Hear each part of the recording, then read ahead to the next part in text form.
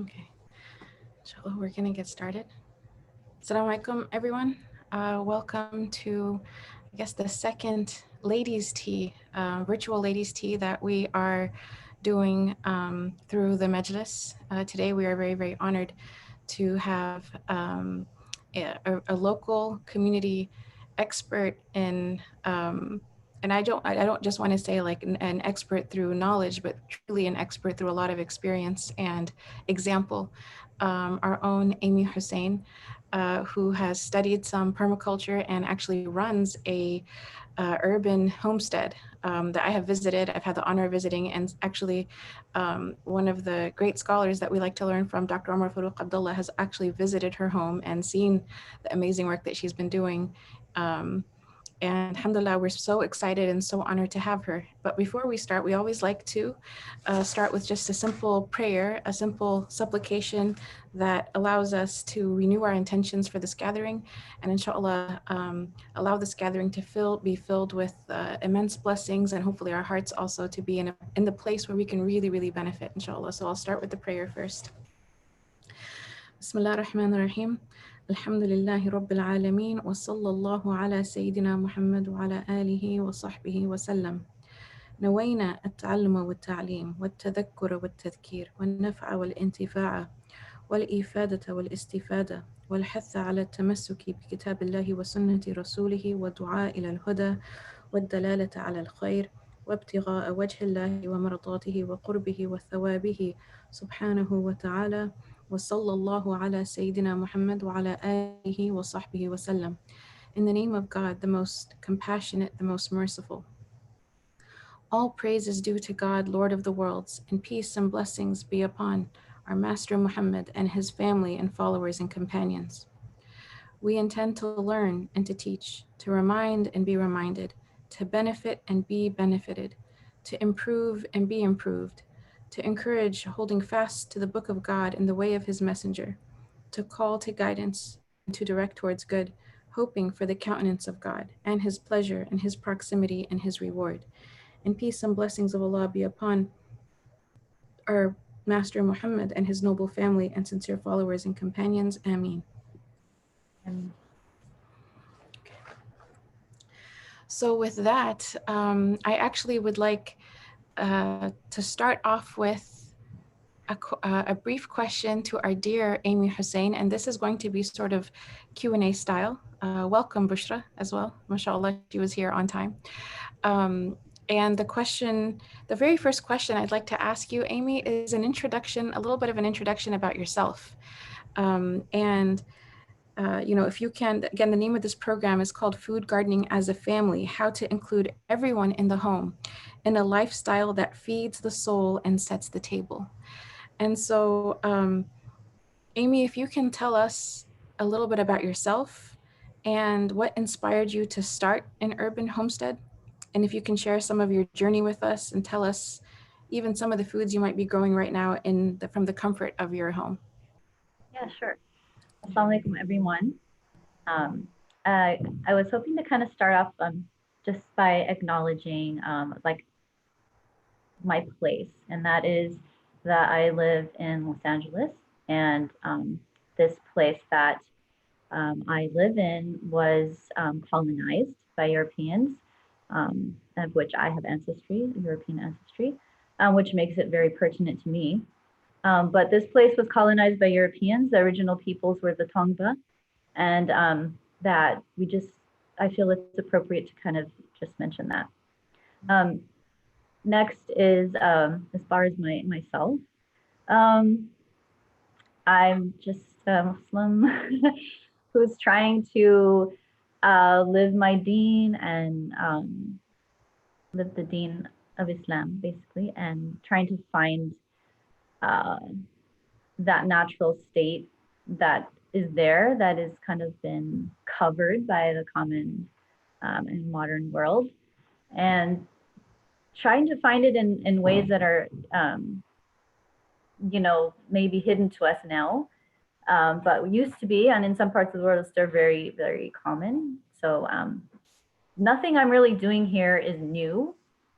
It's just I'm discovering it through sort of modern ways, I guess.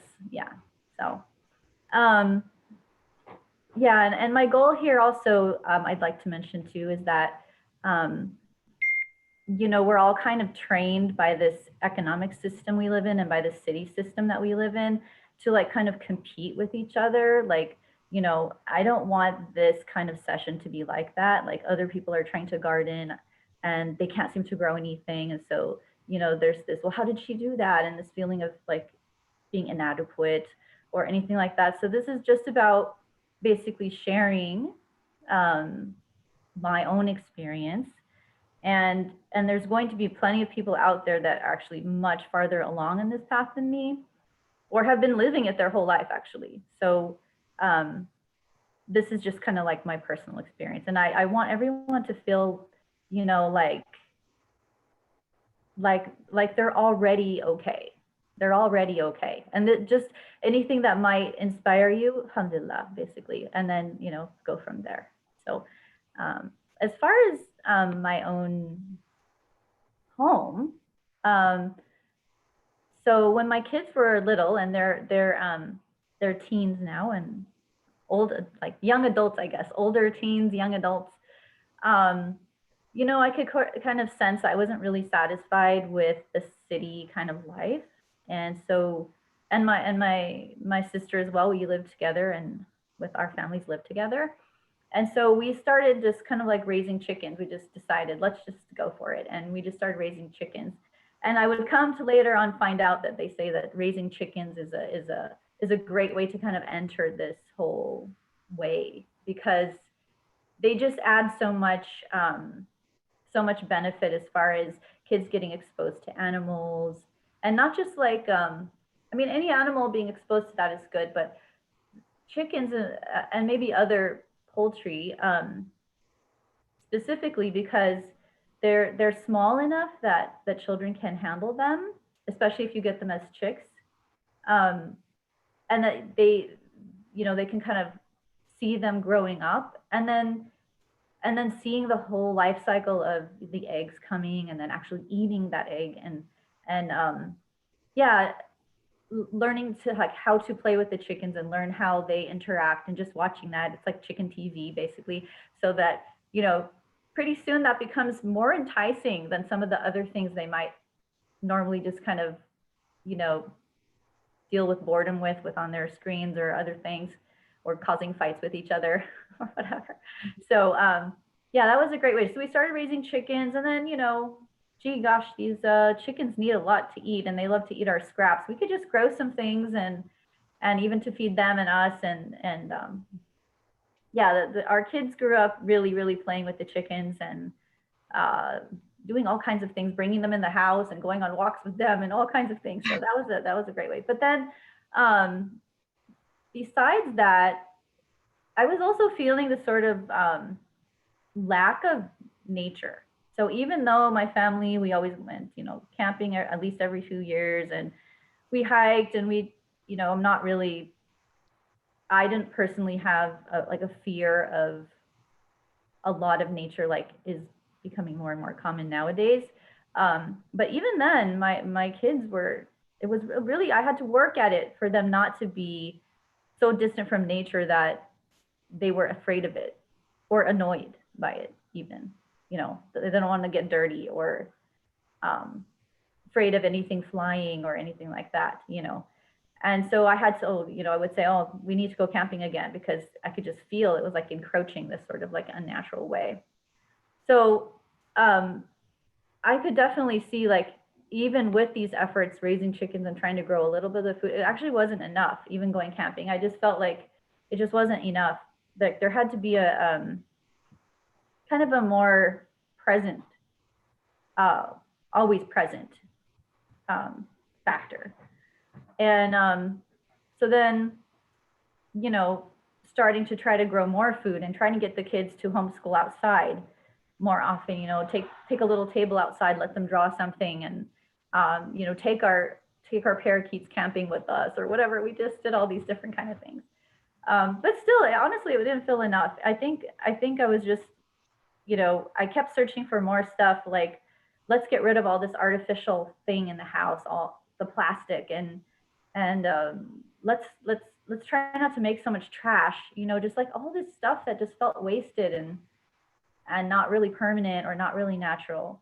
So those were kind of all floating out there. And then when I was researching how to garden and trying to, you know, not spend more money on gardening than actually the value of it from from harvesting, I ran into something called companion planting. And if people have really kind of started researching about planting, you might stumble across this, a companion planting, that concept being that some plants actually uh, thrive with other plants around them. It's really amazing. You wouldn't necessarily, you know, think that on your own, but it's true. And some plants actually don't like other plants, and they don't want to be next to each other. So when you plant certain things together, they all thrive. And there's so many lessons about life in all of this too. You know, that can be the same for humans as well. You know, we can survive sometimes, but we thrive better with certain other people or in certain situations. Wow. When I stumbled across this companion planting, it automatically led me to this term called permaculture. And when I started researching a little bit about permaculture, it was really an aha moment for me. I realized that this was actually a way to implement a natural way of life in any place. And so then I started researching it. I call it YouTube diversity, because I just was always on YouTube researching this thing or that thing, and trying to figure that whole system out. So you know, I started, and I was pretty convinced about where I was going with it. It was a little harder to convince other people in my life because, you know, especially when you first kind of start on this concept, you're not really sure how to get going on it. But I, you know, I eventually was able to start implementing more and more things. So it ended up that we needed to move. So my sister's family and our family, we needed to part ways, and we each needed to move out of this home, and we needed our own home. So when we were looking for a home, I was in my mind looking for a place in which I could start applying these principles. And some of the principles include like saving your water and like harvesting rainwater and basically making use of the natural resources that already exist in the location to create benefit. So we specifically looked for homes that didn't have an HOA, and I'm sorry for you people who are in an HOA when this is a hindrance for you to implement these things. There's ways around it, but HOAs can be, you know, kind of limiting. I've heard a lot of people say that, you know, it is limiting for them, but there's ways to work with that. But I specifically did not want an HOA to work with. And then we looked for an area that we felt like the neighbors wouldn't be, you know, like sort of interfering with what we might be doing. That's, or at least what I thought, what I might be doing that might be a little different to people, you know. So we found this home, and we were able to, alhamdulillah, we were able to get the home. And so then pretty soon after that, I started on some things, and I didn't really follow textbook practices because you can only just do what you have resources for at the time. So I just started little at a time, just trying to figure out how to grow something, even though it wasn't all set up enough to kind of have some food, to convince people that this is actually, you know, can work, while developing more permanent passive systems. So I guess what I could do is kind of show you where I kind of started and where I'm at right now. I have this little slideshow, if I can get it to work. Let's see. Yeah, here we go. Okay. Can you see that, or do I need to do something? I think you have to click share screen. Okay. Oh, yeah. Okay. Can you see that? Yes. Okay. So this was just basically a very maybe common looking home in Los Angeles. Just basically a bunch of dead grass or weeds, which people would call weeds, and some bushes and things that are just kind of randomly there, or at the time maybe placed with love and care, but just kind of over the years, it's just okay. It's like there's nothing really necessarily beneficial about this place, except for that it's a home, and alhamdulillah, it's a home with some space to move around, and alhamdulillah. But then this is where the front of the house is now. I can get it to go there. No, I can't.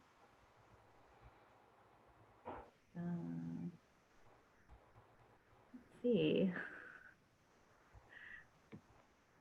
Amy, I just want to say thank you so much for sharing. Oh, you're Things welcome. like Oh, I this. have to do this. You know, very generous of you, and we're really, really honored to learn from you. Alhamdulillah. Oh, alhamdulillah. Thank As you. you're pulling things up, I just want to share with everyone else. I remember when I visited your home the first time, it actually felt like, you know, when you go to like Big Bear and you enter like a really beautiful cabin in the woods, there's like this peaceful, sick feeling of sakina and tranquility, and just like a part of you feels just relaxed just from Oh, entering. That's exactly alhamdulillah. how I felt the first time I entered your home. I was like, what have you done? What have you done? And it's been a little bit since you're there. I mean, means like there's been some advancement since you came. So I would pray that you continue to feel like that if you were to, you know, hopefully visit soon after all this scare of viruses and all. You know, but I don't know how long it's been. A year? I don't know. It's been a But while. yeah, I don't know. Anyway, this is where it is now. It's a little bit more filled. There's still a lot of room for growth here. The picture's not showing. Oh, it's not showing. Okay. It says you are screen sharing. I think the photo, what we have is just the, here, Okay, I'll try again.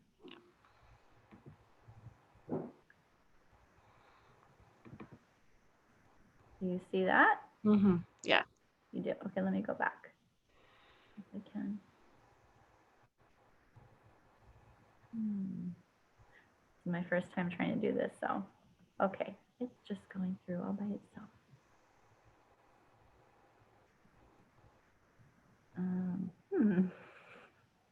All right, well, anyway, this is the front yard, and I just have different things going on here. Lots of places to garden, lots of places to grow vegetables, also a lot of annual and perennial choices. These are kind of some before and after pictures, or not even after, just now, because we're still going forward with a lot more things. So this right here that you see is a water tank, and we have 4 of these on the property. This is to collect rainwater. They're about 300 gallons a piece. This is kind of the side yard when we moved in. And there it is now. It has some grapevines, and in the back, you'll see in the next picture, some places for our quail, which we just got. And yeah, that's how it used to be. I'm trying to get it to go faster, but That's good. It's gives us a chance to like be like, wow, this is like literally Amy lives in LA, like the city. yeah, LA. it's And definitely. it's So yeah. oh, sorry. Oh, please. I was just saying that it's amazing at what you can do with, you know, people think they have to go and buy like an acre of land or Right. have a huge farm to start growing anything, but you've done so much with living directly in the city. Mashallah. It's actually one of the things I'm trying to sort of demonstrate to myself and also to other people is that you might not be completely self-sufficient, but you can really produce quite a bit if, you know, even with very few resources. And I've been learning along the way how to go about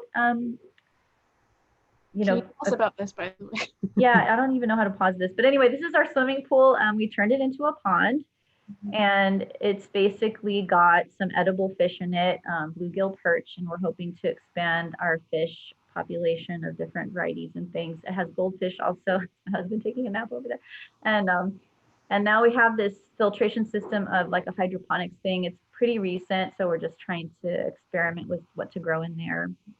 Bamboo is doing good. Mint is doing good.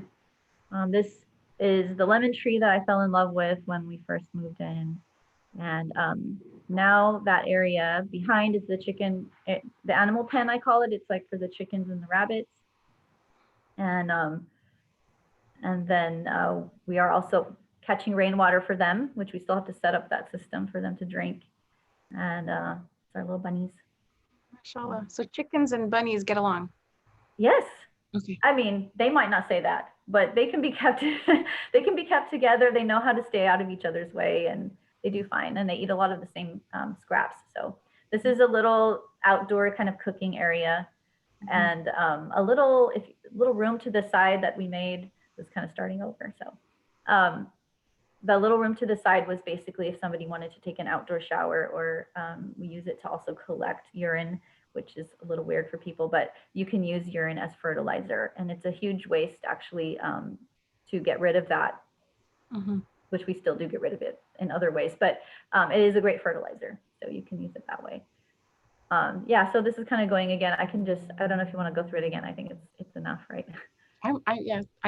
Unless you want to. No, it's okay. Okay, so, all right. So novice zoomer. Oh my gosh, okay.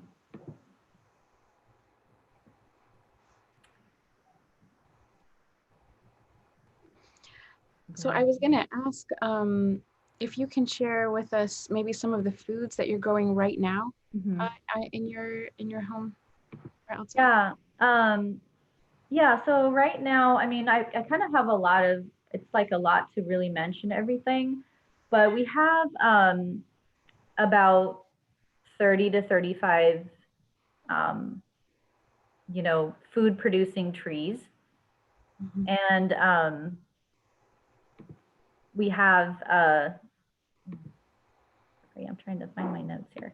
We also have like a lot of perennial, if you're not familiar with annual and perennial. Perennial is a plant, some kind of plant or tree or something that basically lives on for more than a year, for usually several years. And an annual is something that just lives that season, and the plant counts on casting seeds or other forms of spreading itself around to live. So it just lives one season.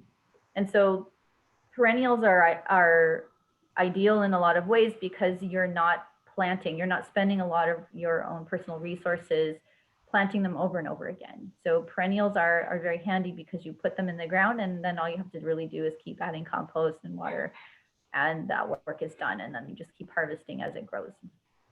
So we're trying to do a lot of perennials here, but we do have annuals too, just because we're used to eating a lot of the things that, and this is actually part of the process of all of this, is getting used to eating things we're not really used to. Most of the vegetables you see in the market, most of them are annuals done on these, our farming practices, are, big agro businesses, and with no really regard to the land or the earth or us at all, really, just profit. And so, most of the stuff is just to put it in, harvest it, and sell it. And so we're used to these annual crops, but there are so many perennial crops that are actually very common throughout the world and that grow here. And we just can actually take some time to kind of adjust our diets to actually include them. And that actually helps with the sustainability of all of our food and our living. So then let's see. So as far as we have like some herbs and, like what you would call medicinal or plants for teas, and legumes and fruits, vegetables. It's really hard to say, but I think I've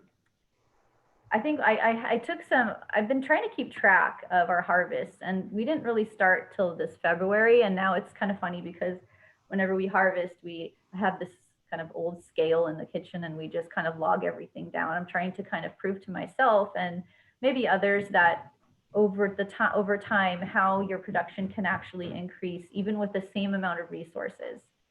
So I documented since February, we've had at least 45 dozen eggs.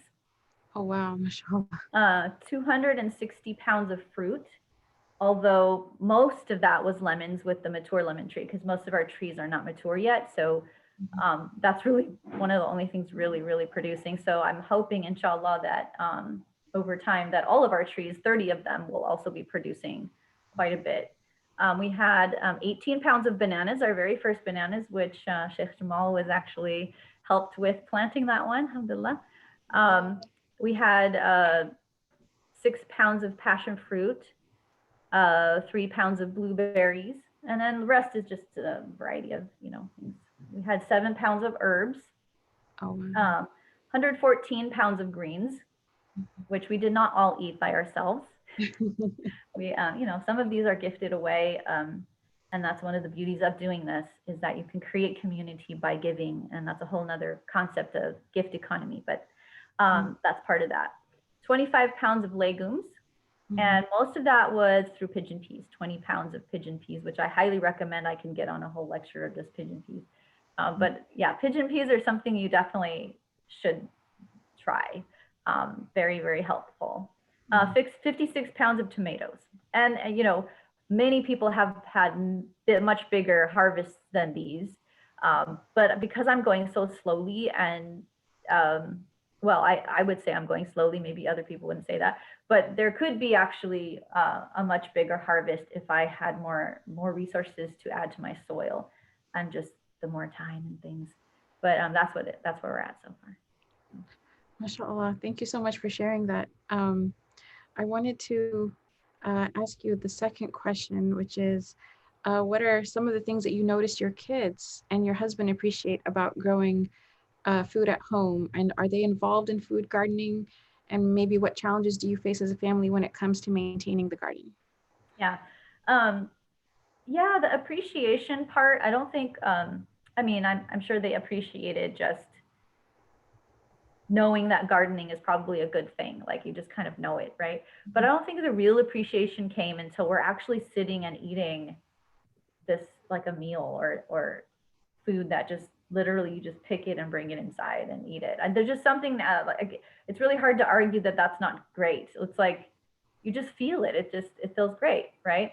And so as that was happening more and more, and as I made it a point to start using that food first before thinking about some recipe and trying to get all the ingredients from the store, I started using that and that more. It got a little repetitious, but that's good actually. And I think that was a big appreciation. Like, wow, we're eating a lot of food from this place. I didn't think that was possible. Our grocery bill has gone down. And even though, because I know that I'm trying to spend a little bit more of that budgeted money to more ethical products, that I can send my money to certain ways, like certain companies and certain, because that is what actually talks in our economy, is how you spend your money. So I can buy, certain kinds of milk or certain kinds of anything to make it matter, to make it more worthwhile. Also, what became a lot easier in doing this is that, because especially my daughters and I, we're kind of into this, if you want to call it a movement, but we're just trying to live without waste. So we've been trying to live zero waste for a while, and it's more than a year, I think. We have not used our city trash can.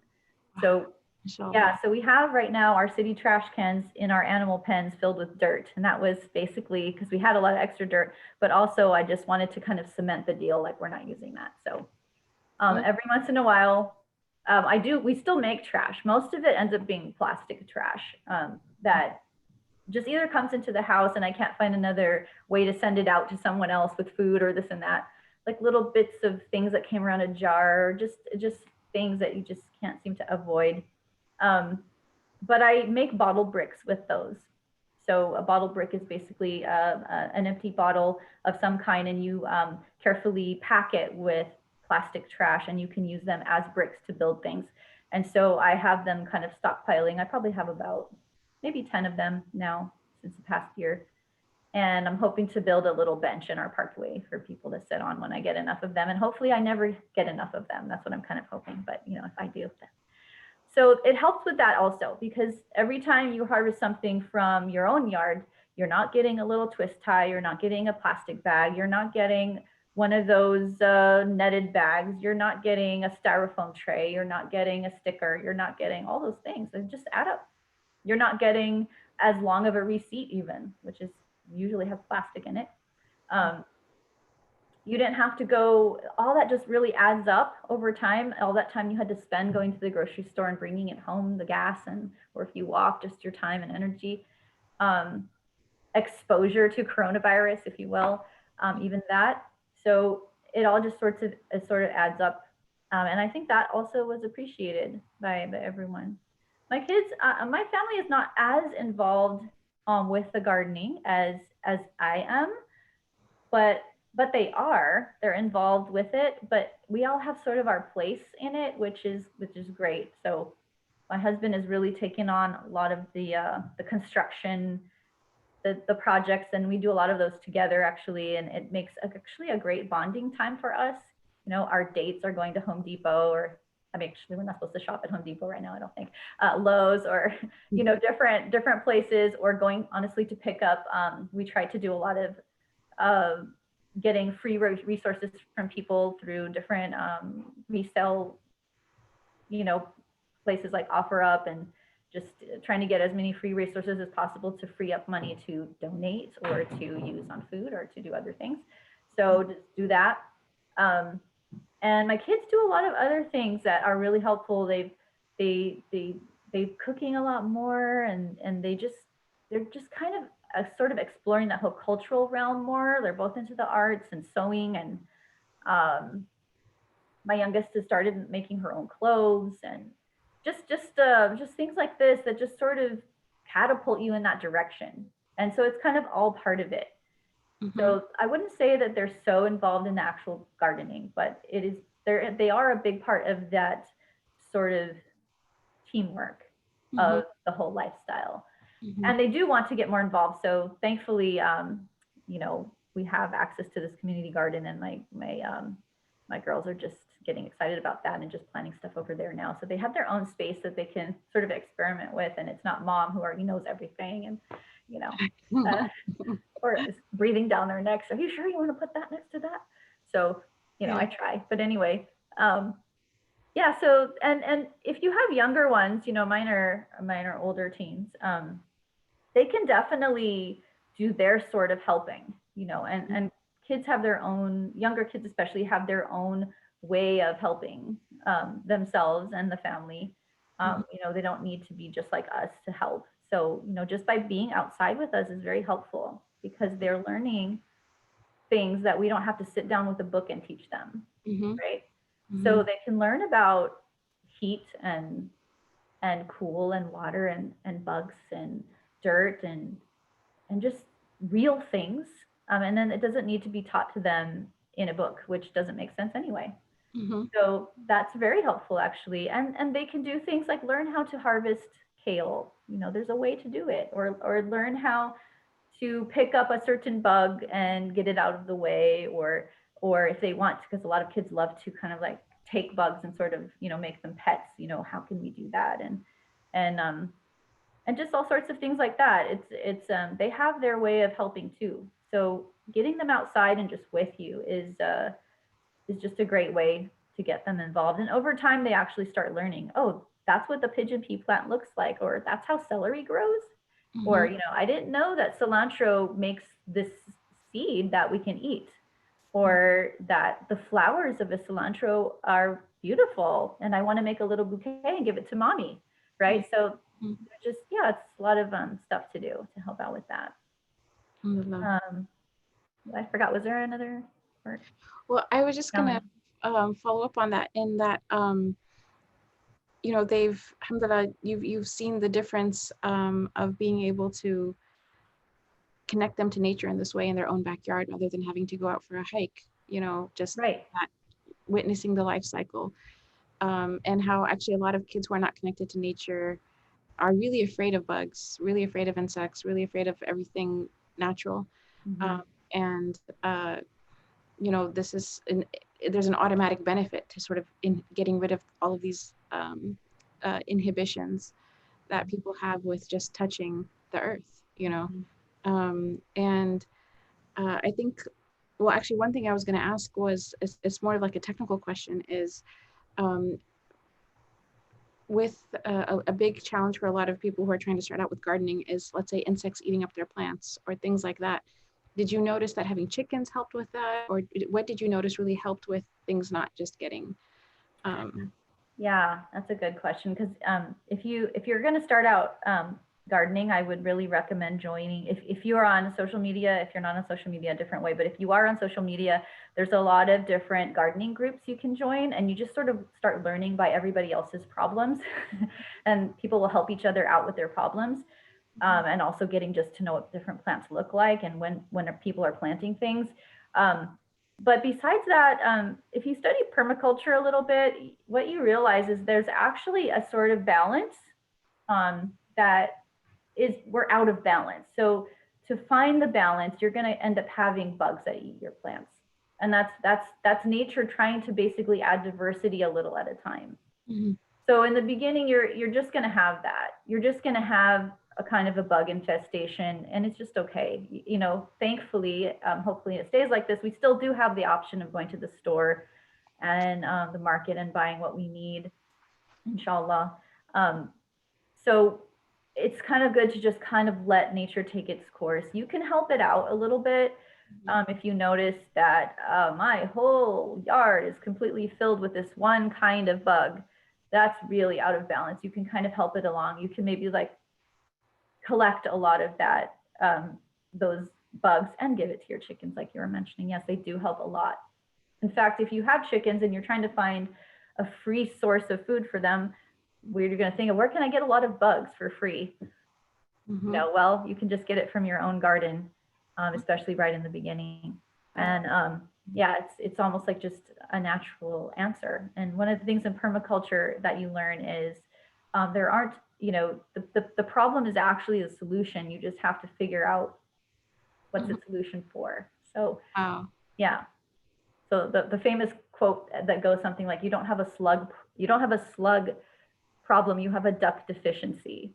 Ah. Because ducks eat slugs. So yeah, so figuring out what it's good for. So a big problem we have in Los Angeles is ants. People are always having ants, and not a lot of things eat ants. So I did discover that quails eat ants, and you can make little quail sort of like enclosures and just kind of take them to different places where there are ants, and they can help with that. As long as you haven't poisoned your ants, then you're okay. And that's actually really good for them. Theoretically, quails that eat bugs have much more medicinal qualities in their eggs. Oh, wow. So even better. Yeah, supposedly good for, I have yet to see, but I'm hoping to get there. Hopefully good for eczema and asthma and things like that. Inshallah, we'll see. Yeah, so sometimes just, the solutions are already, they're also just natural. You don't need to kind of like panic and run out and buy some herbicide or some, you know, insecticide. Just kind of help things get balanced. Yeah. I wanted to ask also, as you have been able to eat more from your own garden and put, like, literally from your garden, from, you know, your yard, it's like yard to table. Yeah. You know, have you noticed anything about how maybe eating from a home affects you guys emotionally or spiritually, or what do you have you noticed a difference when you made that transition? Yeah. So one of the things I have been discovering and still discovering is that, especially going along with the zero waste goals, is there's a lot more cooking going on, a lot more cooking, because you're trying to make use of everything. So that means when you're doing that, you need to turn it into some food, right? So there's just a lot more cooking going on. And with that more cooking, and with trying to, use less water, trying to, like, there's just this different sort of way of living that starts coming about. Cooking isn't about running to the store and getting food and then figuring out, I'm already exhausted from fighting the crowds at Costco or wherever, I just want to put something in the microwave and I just need an emergency meal, whereas, I can just sort of go out and pick something and, you know, this is it, guys, this is all we're getting. You know, it's like, it's just kind of a different frame of mind. Since there's not so many possibilities, you know, it's more simple. Mm-hmm. It's simpler, and the family has come to just not expect as much, I guess, Mm-hmm. you know. Mm-hmm. So, you know, if we have greens every single day, we're just kind of, not every single day, but almost every day, it's just kind of like, yeah, that's okay. We just, you know, feels too much for us, so we just don't take that. And but yeah, there's just a lot more simplicity, I guess. There's a little bit more communal time in the kitchen, which is nice because especially I think because my kids are a little older, so they can cook with me, and or even on their own, they do it quite a lot. And so there's just more time together that way, and time spent, you know, shelling peas or different things like that. Then they each get their own ideas about, I want to collect seeds for this thing and that. They're just a lot. It's just a completely different sort of way of living, I guess, Mm-hmm. all the time. Talking about food more because you have to plan, you know, this thing's going to be ready. So what are we going to eat with that? Yeah. So it is different. There's definitely the physical difference, but there's also more of a coming together of people in the family, I think, at least in our experience with it. I think it's actually a common thing to experience. Yeah. Alhamdulillah. Alhamdulillah. That sounds so beautiful, mashallah. I just want to add for the viewers who are watching online, I've had the pleasure of eating Amy's food more than once. And I have to say, you are an amazing chef. Oh, Your alhamdulillah. food tastes amazing. Like it's very, very, like, you know, I know your food. I remember the different even dishes that I've had at your house. And Oh, it's thank like, you. Alhamdulillah. it's really delicious. It's really, really good, delicious food that feels good. You know, like when you eat outside, right? If someone eats from like a drive-through, right? There's like your body feels a certain way right after it. Whether you Yeah. eat pizza, your body feels, you can feel it in the morning if we're paying attention. Even how we sleep. And like when you eat food that is wholesome and good for you, but like yours is wholesome, good for you, and absolutely delicious. Thank you. Alhamdulillah. There's it's like very win-win-win. But your body actually can tell, like it's like Mm-hmm. you can, there's like a rejoicing of like, yes, more of that. You know. That's a really good way to put it. Yeah, your body does know. I sometimes I think is it just psychological because I know I'm doing this, but I honestly I feel like I feel healthier. I mean, I don't know if I am, but I feel healthier. I feel there's something about it that you just, yeah, you feel different, a little bit different.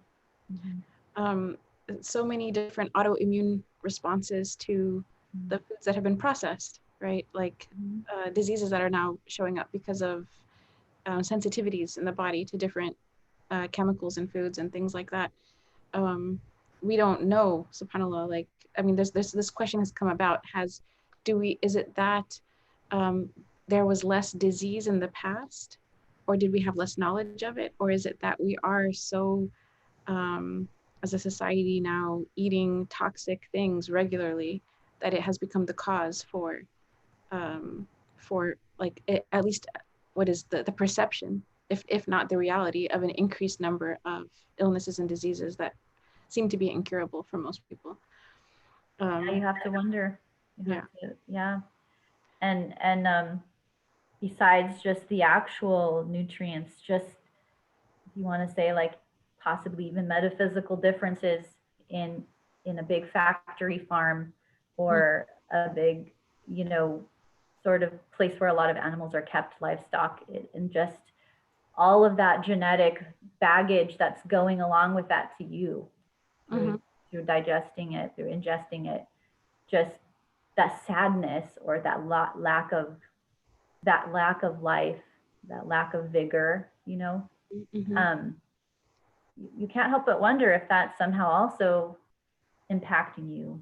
Mm-hmm. Yeah, the harm that we do just by eating, just because the food that we're getting is causing harm Mm-hmm. instead of the food we getting causing benefit, right? That it seems like it has to impact you in some way. The idea of halal and tayyib, that something can be technically fulfill the requirements of halal, you know, like it's not, the substance itself is not forbidden, but is it tayyib? Is it really good and wholesome? What is Right. its story? You know, that's I think something that uh, is coming back now. I think the I should say the consciousness around that. Around, I don't just want to eat halal, but I also want to eat tayyib. I want to eat that which is really good and wholesome. If I can ask for everyone who's tuned in today, what are the 5 easiest staple food items to start with for beginners? My, um, So a lot of this is going to depend where you are, you know, but for speaking for right here in LA and Orange County, even though it's not a popular thing to do, but I really recommend just starting out with pigeon peas. Pigeon peas are what's commonly called tur. So tur dal, for example, it's tur. If you speak Spanish, it's gandules. If you're from Jamaica, it's I think gungo peas or something. You know, I'm not that familiar with other cultures eating of it, but I have seen those words being used. But basically, the reason that it'd be really good to start with those is because it's a good pioneer plant, which will make it easier to grow other things. So it's a legume and it's a perennial legume. It can turn almost into a tree or a large bush. And it gets these very, very long branches. And at the end of the branches will be beautiful flowers. So people won't necessarily even think it's food. So if you are in an HOA, it's a great place to, like, you can make a hedge of them or some kind of thing, which I have in my front yard. Is I have a hedge of them along the sidewalk. And then after the green peas mature, you can eat the peas green. You can just shell them, put them in a salad or cook them. I hear even the pods are edible. I haven't tried that yet. But if you somehow didn't want, you know, you just didn't, the peas weren't on the menu, you had other things to eat, you can literally just keep them on the bush, let them completely dry out and store them as a dried bean or a dried pea. And so, and then as soon as you cut a branch, you can cut it almost all the way back, it'll just grow again. And every time you cut it or harvest or break a leaf off or anything, it releases nitrogen into the soil. And so the surrounding plants and life under the soil actually starts benefiting that soil and things around it.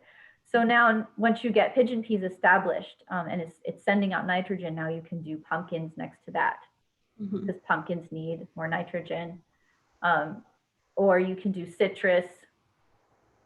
Citrus in Southern California is very easy to grow. And then now you're putting in a tree, which can, last a long, long time, and it will be automatically fertilized with your pigeon pea bush next to it. If you want to start out with something pretty easy and always producing, it would be an ever-bearing lemon tree, because lemons can produce all year round. They have certain times where there's more lemons than others, but you can literally have lemons all year round. Whereas other citrus, oranges and things will make a crop once a year. At different times, depending on the kind of citrus. But lemon's good. So you could literally start with pigeon peas, put in citrus, or put in some kind of pumpkin. And pumpkins are more seasonal, so you'll have to look to see based on where you're at, what pumpkin to put in at what time. And there's stuff online you can research about that. But pumpkins are very easy to grow, and you can also eat pumpkin leaves. They're very good. Pumpkin seeds, pumpkin skin, pumpkin flesh. So it's a really, all in all, a great plant, all different kinds of them. And then a lot of people have good results with tomatoes and zucchinis, which is another kind of squash, right? But because they also just seem to be so grateful and they just really abundant. If they have decent, habitat to live in. What I've been noticing lately on my gardening groups, which we seem to be, either it is in balance and I'm just not used to it, or it's out of balance. We have a lot of rats. So people are commenting about how all their crops are getting eaten by rats. So this is kind of a new thing. I don't remember growing up hearing this from people, their crops being, I have also rats that eat mine, and I'm fine with it, honestly. You can do some things to sort of beat them to it. You can pick tomatoes green and eat them green, or you could let them ripen on the counter. You pick some fruits early and let them ripen and things like that. And I want them to have some because I want them to survive too if it's meant for them to be here. They're food for hawks and opossums and different things like that. And you want opossums around. They help clean up your garden and keep things, you know, clean, and just adding diversity. Again, you want that diversity if possible. But if you're out of balance, you know, there's things to do about that. Anyway, but so you might have some of these things get eaten, and it's okay. You know, you just kind of let them have their share and don't worry about it too much. Just keep going. And then beets and chard are also pretty easy, and you can almost grow them year round.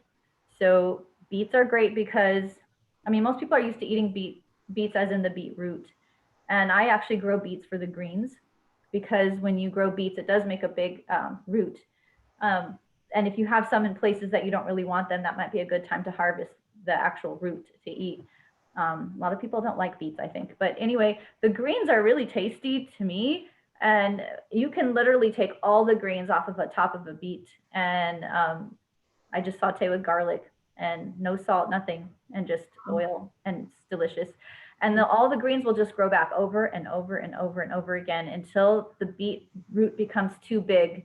It just stops being like really efficiently producing. And then at that point, I can harvest it and basically give it to my animals. The rabbits nibble on it and eat it, and good for their teeth and all that stuff. Or, you know, so yeah, or you can juice it and make dye with it, or whatever. You can do a lot of things. So beets and chard. Chard doesn't make a big root like that, but it's very, very abundant, big leaves, and you can kind of, kale is another one. You can harvest it all year round. And if you have like beets and chard and kale, and maybe some other perennial greens, you can literally just kind of like all week long, just rotate. You know, tonight I have beets, tomorrow I have kale, next night, and then you really just have a vegetable every single day. Of course, after a while, you're going to want to introduce something else, just because your body will see, I think I need this other vitamin now, you know. But yeah, you can literally just start rotating, and that's a great way to get the food going on an everyday basis. MashaAllah. I wanted to mention just one thing about the kale. Kale is a beautiful plant. And the first time I saw kale growing was when I visited your home. And I was like, those are some really beautiful bushes out front. And you were like, no, those aren't bushes. That's kale. Like, Yeah. well, it was so organized. It was so clean. It was so pristine looking. You know, it was you know, all over the place. I mean, someone who lives in an HOA, I imagine they could probably plant kale and nobody would know. Yeah, there's a lot of stuff you can do with that. So it's yeah, they you know, they don't like people setting up a farm style looking thing like I kind of have at my house, but you can really just interplant a lot of things amongst your HOA approved whatever flowers and things. And I don't know, but it should be fine, I would think. Yeah. MashaAllah. That was really helpful. I think some of our viewers on YouTube were asking questions about as well. So I just want to incorporate some of those. One of them is, well, you gave examples of companion plants, but if you wanted to share maybe one or two more of some companion plants that you have put together, if you wanted to. Yeah, so, you know, companion planting is, you know, we can get really technical about it and having every single thing that's ever suggested, but as long as it's doing okay, then you're okay. But one of the companion planting guilds, they're called guilds, is with my apple trees. So I have 3 apple trees sort of near each other. And I actually got this idea from a friend of ours in, I don't know if they're watching, but in basically in Corona. And they have a beautiful back and front yard garden. Yeah, actually, you know, we get a lot of inspiration from them and a lot of food from them when we were able to visit before. Literally just, here's grocery bags, here, let's pick this thing, and go take it home and eat it. You know, I have too much. I mean, mashallah, you can really produce quite a lot. I think he used to sell a lot of it at the masjid he goes to, just for the masjid to make money, like just, yeah. Anyway, so you get this where you can actually plant the same kind of tree, like 3 apple trees, and plant them actually really close together. As they grow up, the branches actually grow amongst each other, but they don't mind it. They're the same kind of tree. They, you know, as long as you trim and do things in a certain way, they can actually live close together. And then you can plant the companion plants for those trees right there. They all can get it, and you kind of maximize your space. I have some what's called yarrow. I have horseradish with that. I have green onions, And green onions means bunching onions because bunching onions are perennial. So they just keep growing back. You don't have to keep, although I do, when it does make seeds, whenever I'm harvesting, if there's a seed, like a flower that's gone to seed, I might as well just kind of dig it in while I'm there so that they keep coming up. But what else? I had an artichoke there that's supposed to be pretty good around apples, but I finished that one. And there are other things to add in there, but so far they're doing okay. So yeah, I have that. And then of course, just, and you know, I looked these things up so long ago when I put my trees in and then you forget, but I have pears also with green onion.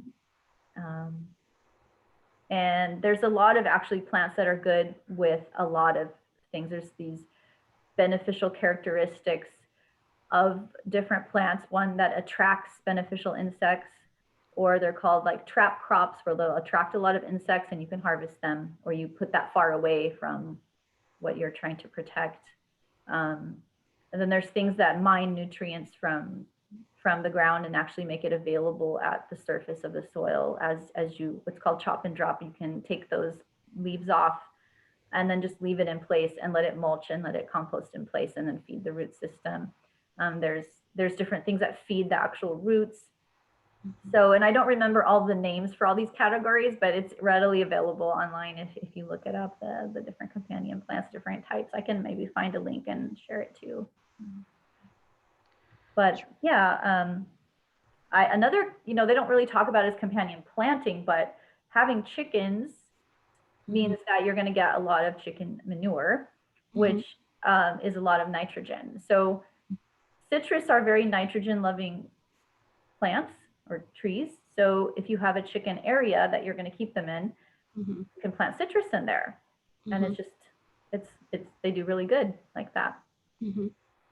Also, if you wanted to put like a mulberry tree in with your chickens, you won't get the pest problems that you can get with mulberries, because mulberries drop a lot of fruit. If you don't have anything that comes around to eat those fruits, then it starts collecting a lot of, you know, like you can attract more mice, or you can attract a lot of different ants and bugs. But if you have chickens and the fruit falls, they eat it and they love it. A lot of birds will come also from the area and eat the ones at the top that you can't reach, so you don't have a problem. So mulberries are great for a chicken area. Yeah, so there's some ideas anyway. Thank you so much. I wanted to also just ask about, well, you studied permaculture both in Spain and also at Zaytuna College. And if you can, I know it's hard to, this is a hard question, but can you describe maybe your major takeaways from these learning experiences?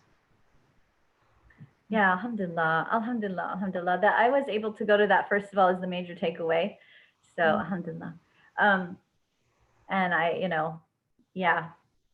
So being in Spain was a great experience. The Zawiya in Spain, that was the first time I think I really came together in a Muslim space in which there was just so much maturity amongst people. This sort of striving for knowledge, and just so diverse and international, very welcoming and non-judgmental. It was a very good experience for me, just that. I'm like, this is possible. This is possible in a Muslim space, and we can do this. We can repeat this other places. So that was probably the major takeaway from that. But besides that, I did learn a lot from my permaculture class from CD Ramis Kent, who I also took the permaculture design certificate from Zaytuna, alhamdulillah.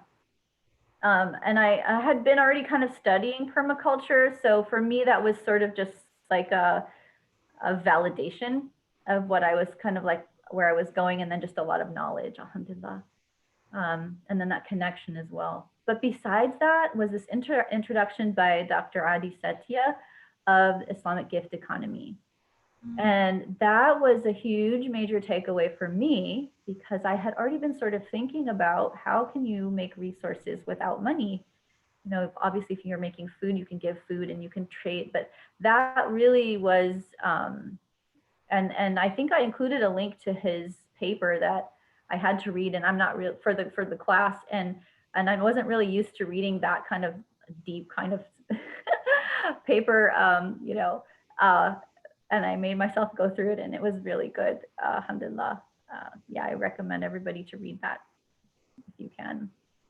That, and then as far as Zaytuna, the experience itself was great. Yeah, it was a lot of knowledge to get through. And I had been wanting to do that course for a while. I really wanted to have that course from a Muslim because we just have our own ethical ways that are very much in line with permaculture, and I wanted that perspective to be how I learned it. So that was available. Alhamdulillah, I got that. CD Ramis is a great teacher, and I would recommend anybody to take that class if they're going to offer it again after this coronavirus is over. Inshallah, I would really recommend taking that. Yeah. I think I was able to actually attend able to attend like the first Zawiya about permaculture in Spain. It was called like something about tending the earth. And then you were able to do the second part. I wasn't able to come the year you went. But as someone who had no background whatsoever in the subject, and one huge takeaway that I personally was able to walk away with, and maybe you can speak more to it because it's a way of life for you, but for me it was a completely new thing, which is this idea that like when we touch the soil, for example, that's a form of dhikr, it's a form of actually remembering God, and that there's healing, there's actual like spiritual emotional healing that happens when people are connected to nature in a beneficial way or in a good way.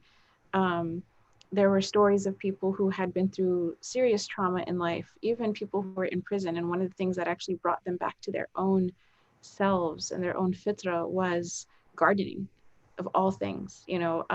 People who had a lady who had worked with refugees from the crisis in Syria, and she had just seen so much just trauma, and she would actually just run into the ocean and just stand there, like in the saltiest ocean, just stand there, and she would say nothing like, "The ocean takes away my pain."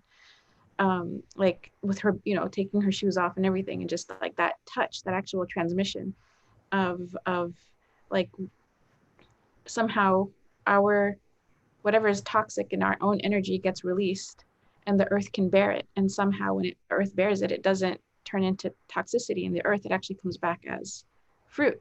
It comes back as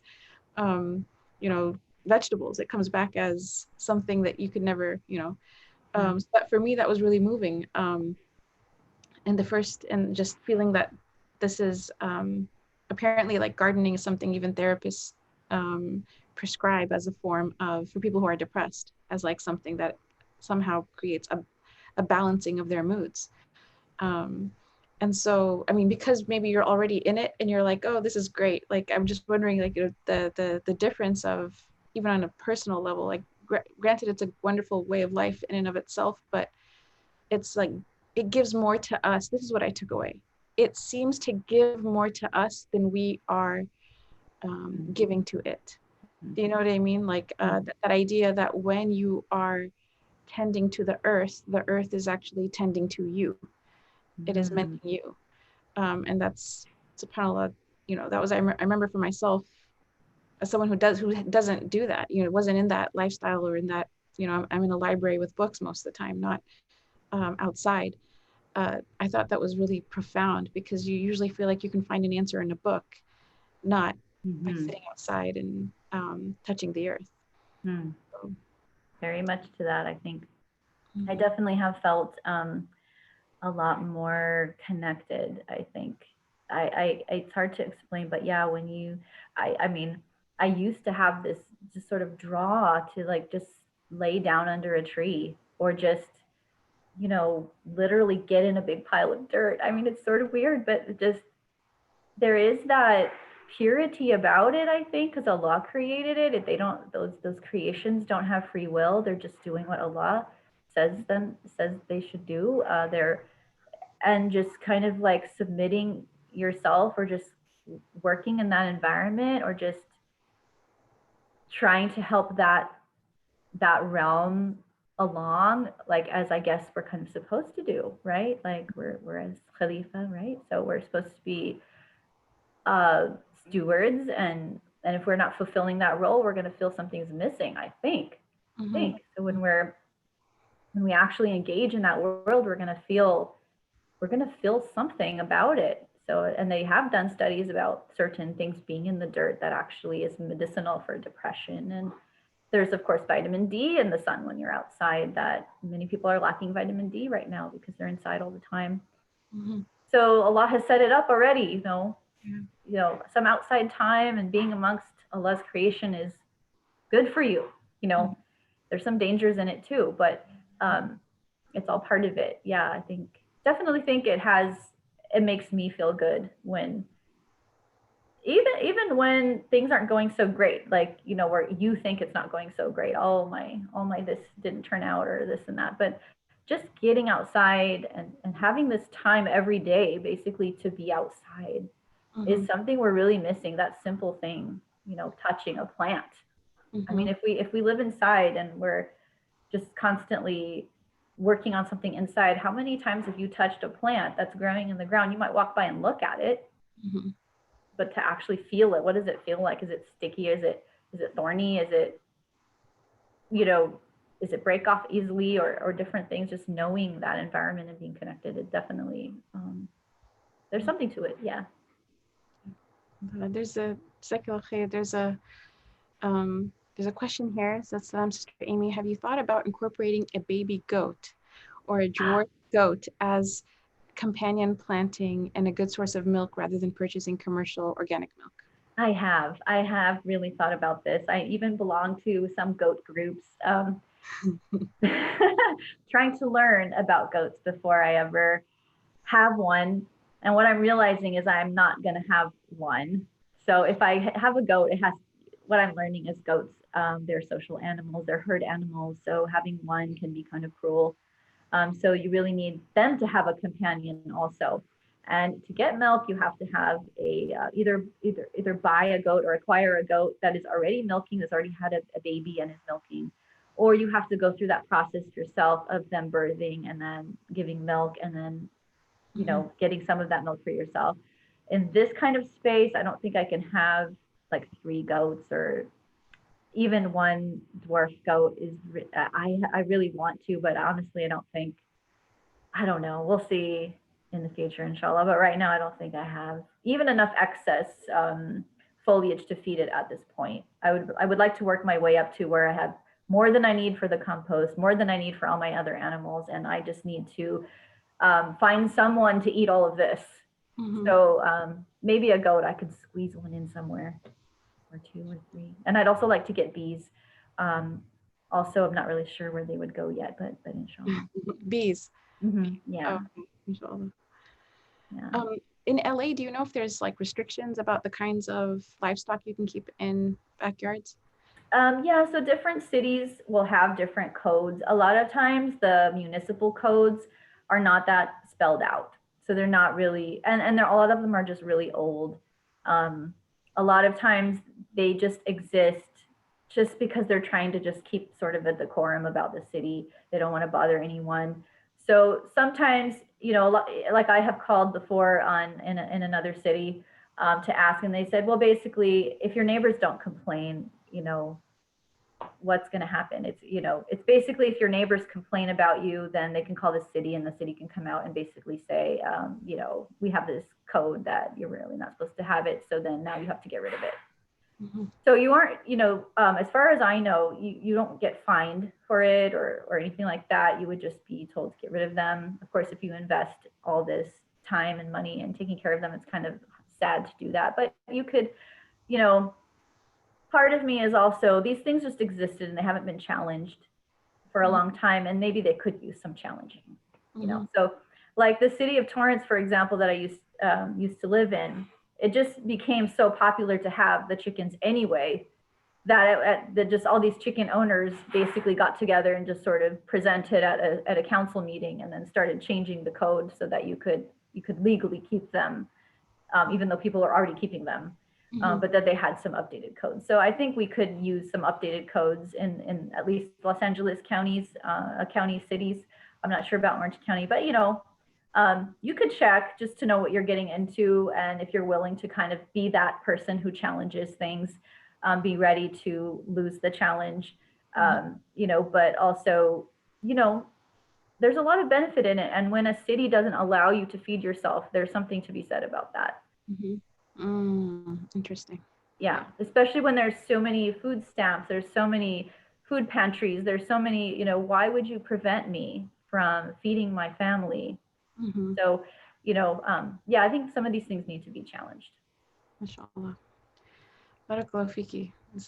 I feel like, I've had a lot of programs. We've done a lot of virtual programming, but I have never taken more notes than I have today. Mashallah.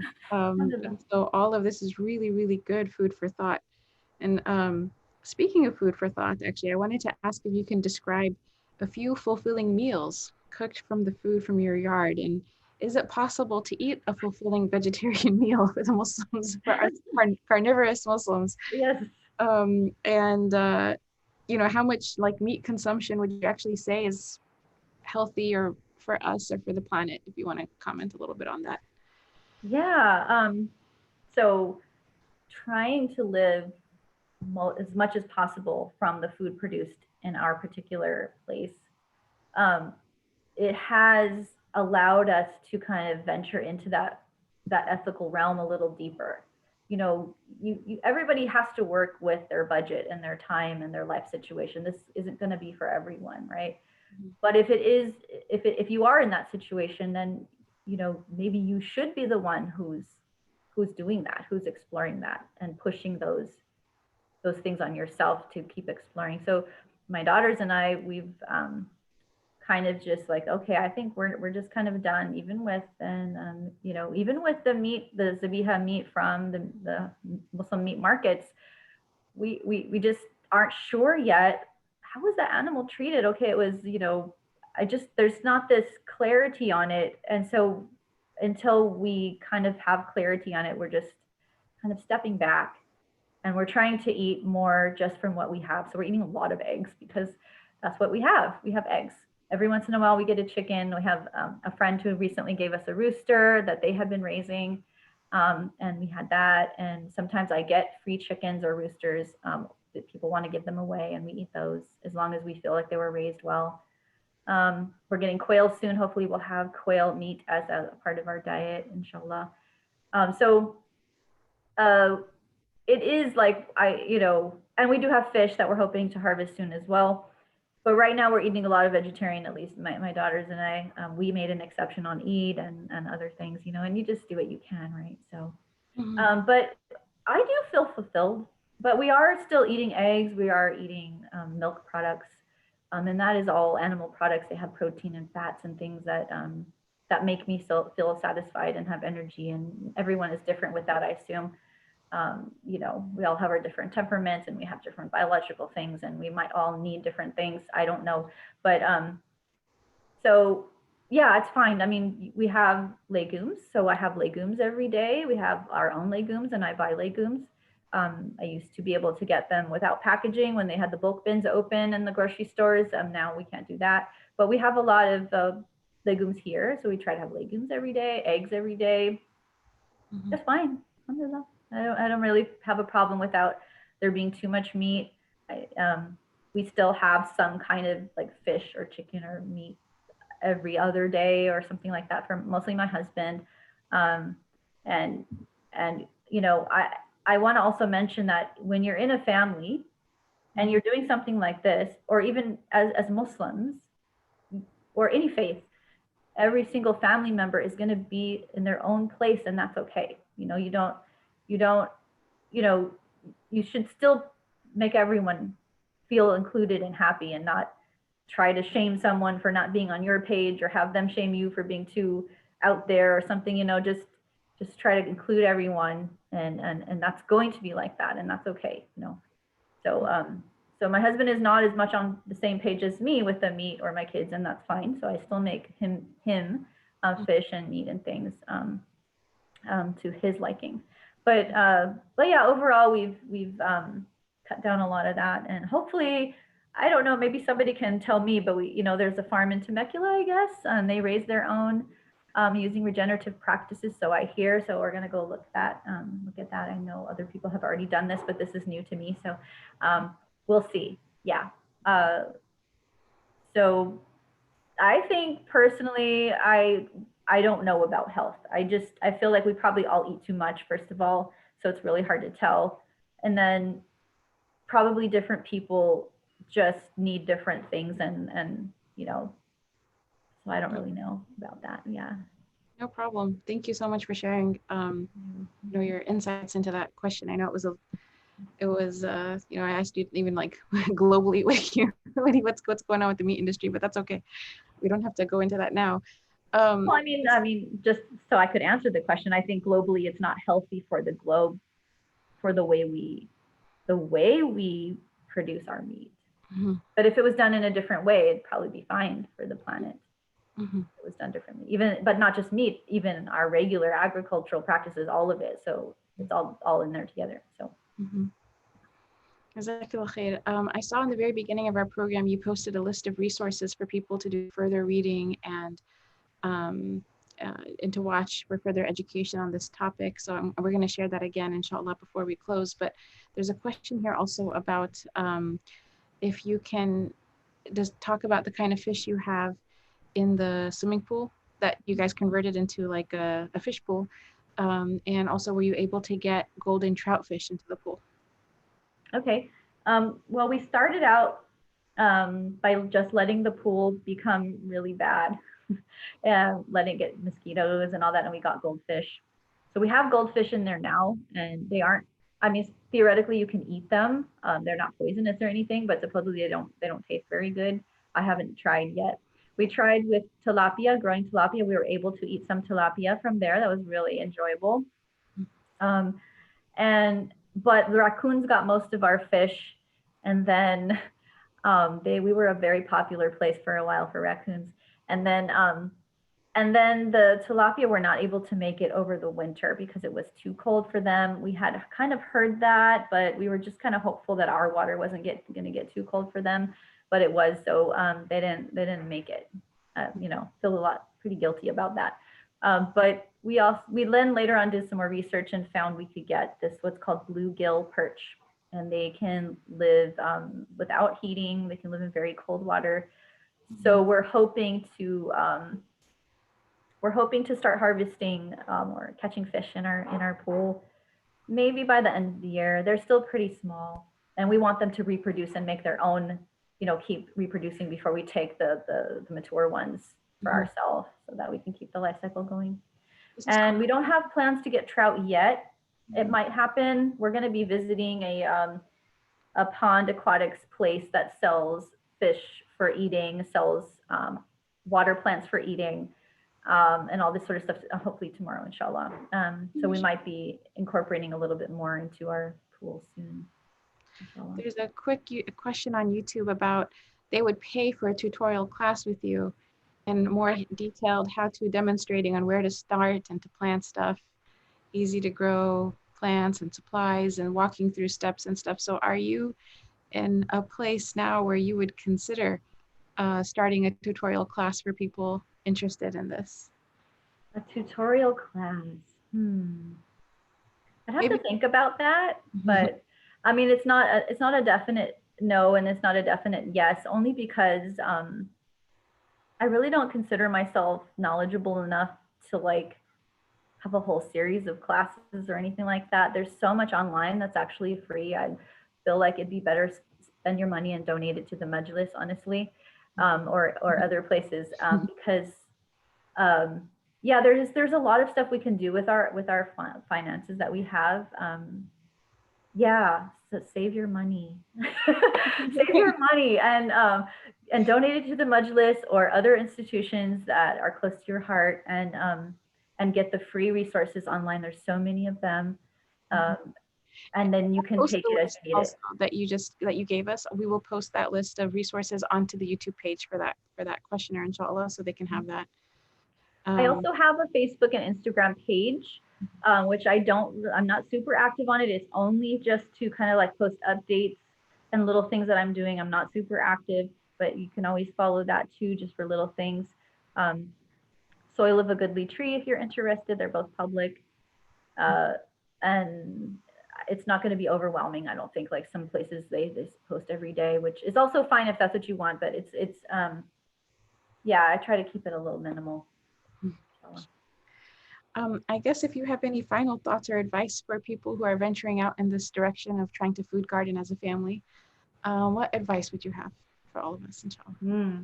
Yeah, my advice is, you know, we're very used to this sort of capitalist, colonial mindset of things, that we can go out into the world and sort of try to conquer it. We try to like organize it, conquer it, and control it. And that's not really the place we have in nature. That's not really, so that's kind of our, usually our first, what I see is our first intuition is we want to go shopping and we want to buy all the stuff that's going to make our garden do well. So we want to buy soil, which we already have. We want to buy fertilizer, which we already have, or we can make, and we want to buy all the plants. We want to buy all the cute pots, and we want to, and those things are, they're not haram to do those things, you know. It's fine. It's just, if you can think kind of beyond that and think more like a forest, like how does a forest sustain it? How does Allah sustain a forest, or how has Allah created a system that the forest sustains itself? And, you know, kind of emulating that instead. So, you know, you can join these plant groups in a community and get free plants. You can share and create community. You can build your own soil with animals and plants. You can try to copy more natural looks of things, and things that grow well together, and just sort of trying to break free of that sort of control nature, I guess, that controlling thing that we've all gotten somehow from school and just everywhere, you know. And then this idea that you're gonna either get an A, you know, like you're gonna be a complete success and the best and whatever, and just instead of just kind of going with the flow of how it needs to go. I guess that's probably it. Barakallahu fiki. Your words are really truly appreciated. I think I speak for everyone who joined today when I say that, like, this was an amazing experience, alhamdulillah. And I remember when I first asked you if you could do this program for us, you're like, you know, I'm just gonna share my thoughts candidly. And I was like, you know what? Your candid thoughts are like wisdom, pearls of wisdom for the rest of us, because you've ventured into places we haven't ventured. And they are words that come from a life experience and an example, which I think is so much, is really powerful, alhamdulillah, for all of us listening. And for those, you know, Amy is someone whose home I visited. She's someone whose example I have witnessed, alhamdulillah. And it's like, it is truly an honor to be able to take this knowledge from someone that we have in our community locally here in Southern California. It's such a blessing.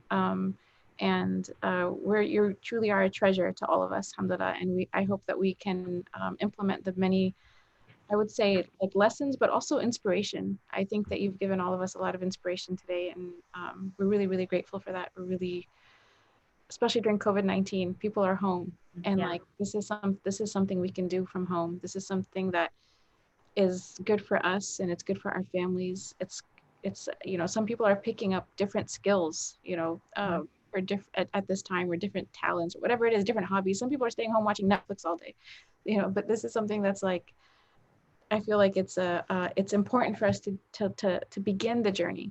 And I think that you've given us so much to start with. And yeah, I just want to say on behalf of everybody, thank you today. Barakallahu fikum. And I actually hope we can bring you back again and again. And maybe we can develop some kind of series, and maybe we can do it, sponsor it on behalf of the Majlis. So, you know, it would be made accessible to people in a facilitated manner, inshallah. It's just an idea. Well, we can explore it afterwards. But I think that there is so much to take from, alhamdulillah, this first step. I guess with that, if there are no other questions online, let me just check real quick. Yeah, if I think we'll just close with dua, as it is 4:30. It's past 4:30, so we like to usually just close with a supplication, prayer for everyone. Okay. Yeah, go. Let me get us ready for that, inshallah, just a second. Okay, barakallahu fikum. Thank you everyone else who has joined us online and in the Zoom room. To those of you who made time for this today, I pray that you and your families are able to really benefit from what was shared today. And if you were able to implement something from the lessons today, inshallah, please share it with us. Let us know that, you know, you, after listening to this program, maybe you started to plant tomatoes or whatever it is. We'd like to hear about it. And you can reach us through our email info@themajlis.us. You can reach us through our Facebook page. You can reach us through um, the website as well. There are ways to contact us through that. So we would like to hear your feedback on this and on future programs like this as well, and also your experience with trying to implement some of the amazing lessons that we received today. We'll start inshallah. Bismillah ar-Rahman ar-Rahim. Wa sallallahu ala Sayyidina Muhammad wa ala alihi wa sahbihi wa sallam. اللهم وفقنا لما تحبه وترضى وجعلنا من عبيدك السعداء وأمتنا على كلمة الهدى علمنا ما ينفعنا ووفقنا للعمل بما علمتنا به واجعل ما نحن فيه خالصا مخلصا لوجهك الكريم آمين يا رب العالمين اللهم اجعل تجمعنا هذا تجمعا مرحوما وتفرقنا بعده تفرقا معصوما لا شقيا منا ولا محروما وصلى الله على سيدنا محمد وعلى آله وصحبه وسلم. In the name of God, the most compassionate, the most merciful, all praise is due to our Lord, Lord of the universe. Peace and blessings be upon our Master Muhammad and his noble family and companions and followers until the end of time. O God, give us success to attain what you love and are pleased with. Make us among your felicitous servants. Allow us to die on the statement of guidance. Teach us what will benefit us and give us success to act upon what you taught us. Make that in which we are engaged pure and devoted to your noble face. Ameen, O Lord of the worlds. O God, make this gathering of ours a gathering enveloped in mercy, and our parting thereafter a parting of our sins purged and forgiven, not one of us wretched or deprived. And peace and blessings be upon our Master Muhammad and upon his noble family and followers and companions. Ameen. Right, thank you all for joining. Barakallahu fikum. Thank you, Amy. Inshallah, I'm going to call you later, by the way. So, okay, so looking forward to connecting with you again. It's been an honor and a pleasure. Alhamdulillah. Likewise. Assalamu alaikum wa rahmatullah. Walaikum salam.